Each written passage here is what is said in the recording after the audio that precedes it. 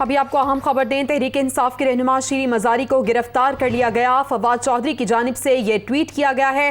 اہم خبر سے آپ کو اپڈیٹ کر رہے ہیں۔ فواد چودھری نے ٹویٹ کیا ہے اور یہ کنفرم کیا ہے کہ تحریک انصاف کے رہنما شیریں مزاری کو گرفتار کر لیا گیا ہے۔ جی ہاں، آپ کو بتائیں کہ گزشتہ جو سابق حکومت ہے اس میں ان کے پاس انسانی حقوق کی وزارت کا قلمدان تھا، اور اب ان سے متعلق سابق وزیر اطلاعات فواد چودھری کا یہ بتانا ہے کہ ان کو گرفتار کر لیا گیا۔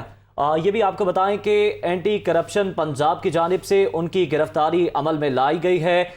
فواد چودھری کی جانب سے ٹویٹ کے ذریعے یہ بتایا گیا ہے کہ شیریں مزاری کو گرفتار کر لیا گیا ہے۔ اینٹی کرپشن پنجاب کی جانب سے یہ کارروائی عمل میں لائی گئی ہے، جس کے بعد شیریں مزاری کی گرفتاری کو عمل میں لایا گیا ہے۔